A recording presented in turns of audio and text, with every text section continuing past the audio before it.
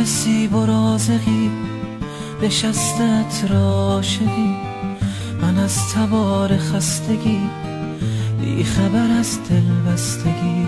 عاشقم ابر شدم صدا شدی، شاه شدم گدا شدی، شعر شدم قلم شدی، عشق شدم تو غم شدی. لیلای من دریای من آسوده در رویای من، این لحظه در هوای تو گم شده در صدای تو. من عاشقم مجنون تو گم گشته در بارون تو.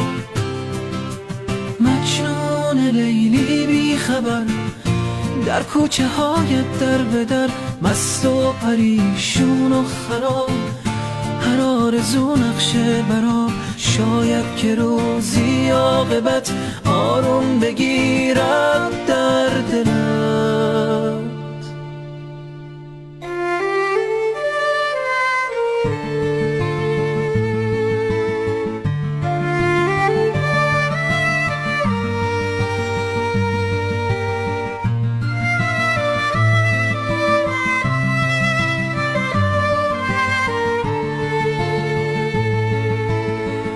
کنار هر ستاره‌ای نشسته ابر پاره‌ای، من از تبار سادگی بی خبر از دل دادگی.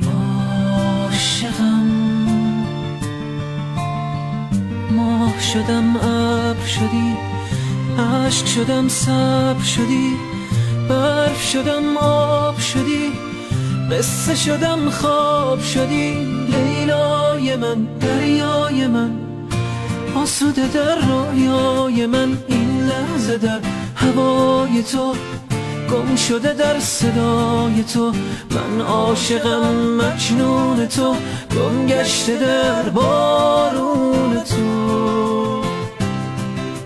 مجنون لیلی بی خبر در کوچه هایت در به در، مست و پریشون و خراب، هر آرزو نقشه برا. شاید که روزی عاقبت آروم بگیرد در دلت.